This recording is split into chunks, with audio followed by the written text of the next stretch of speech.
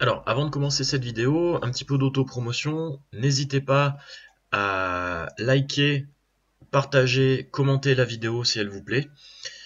Et pour ceux qui me demandent comment on accède à la partie sous abonnement de la chaîne, donc vous venez sur la page d'accueil et vous venez cliquer ici, vous avez la liste des membres qui sont déjà actifs et vous faites rejoindre cette chaîne.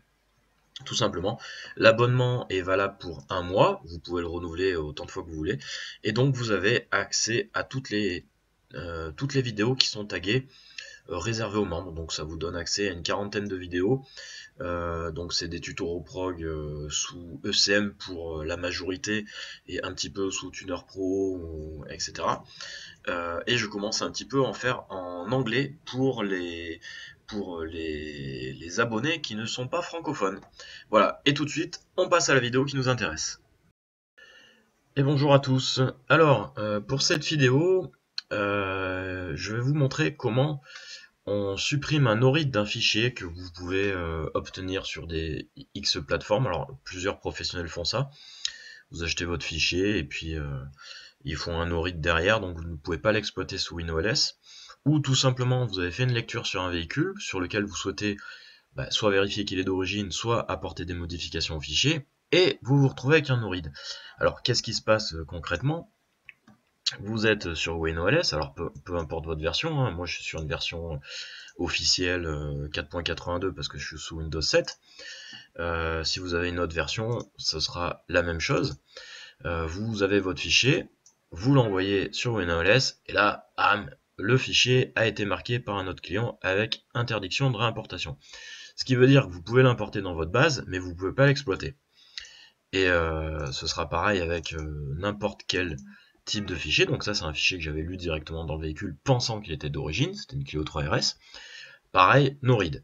Alors, là, qu'est-ce qui se passe? On est bloqué. La plupart de mes clients s'arrêtent là et me disent mince, je ne peux pas travailler dessus. Alors qu'en fait, il s'agit tout simplement d'un tag. Alors, c'est propre à WinOS, c'est tout simplement un tag, donc que l'on peut venir supprimer avec un éditeur hexadécimal. Donc moi, j'utilise HXD, que vous trouvez sur la page mh-nexus.de. HXD, voilà, c'est un freeware, il est gratuit, vous pouvez le télécharger en version 2.5. Alors c'est un peu vieux, mais il n'y a pas de souci, ça marche très bien. Alors qu'est-ce qui se passe? On a notre fichier.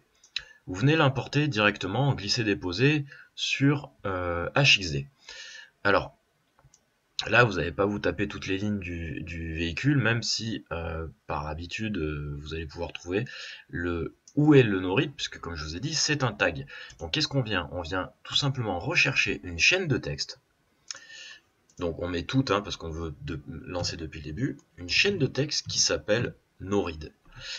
On vient la chercher. Normalement, HXD nous trouve, donc vous voyez, le tag no-read pour EVC avec rsreprog.fr. Donc voilà, donc il s'agissait d'une Clio 3RS mappée par rsreprog. Et qu'est-ce qu'on fait tout simplement? Eh bien, toute la zone là, on vient la remplacer par des FFF, hop, ici, dans la chaîne texte.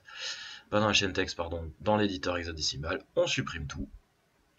Voilà, on a des FF partout. Bon, il y a un BB19 plus loin, ça n'a pas d'importance.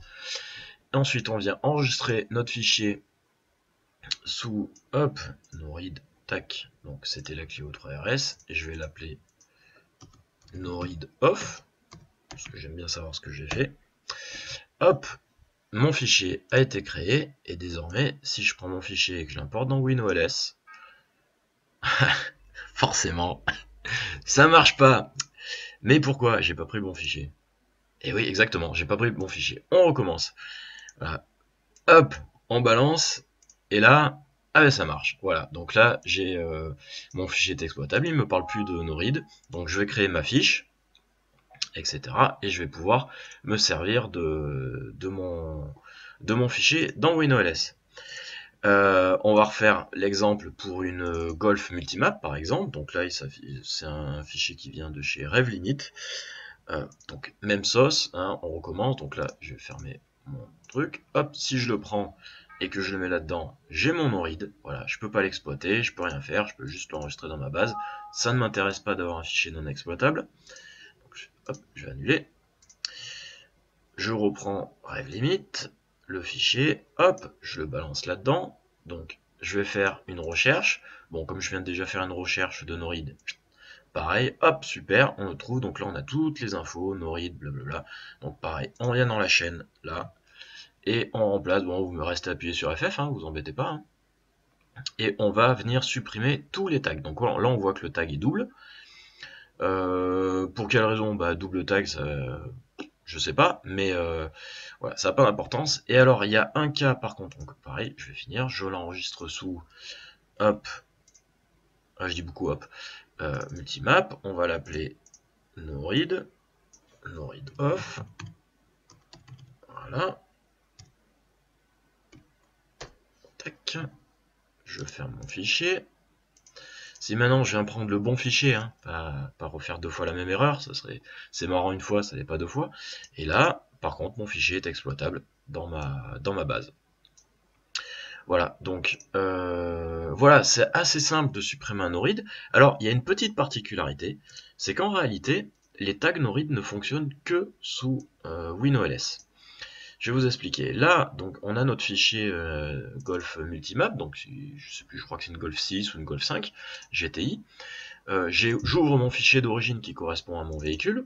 Donc, il ne s'agit pas du fichier que j'ai modifié, simplement parce que je veux voir les différences et je vais vous montrer. Donc, je l'ouvre avec Titanium.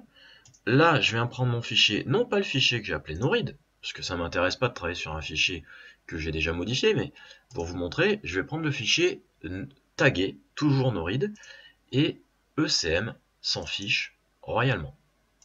Voilà. Il faut savoir que ECM s'en fout. Voilà, je peux ouvrir mon fichier, je vois toutes mes différences entre les deux. Bon, bah, la table map, etc. Voilà, j'ai pas de...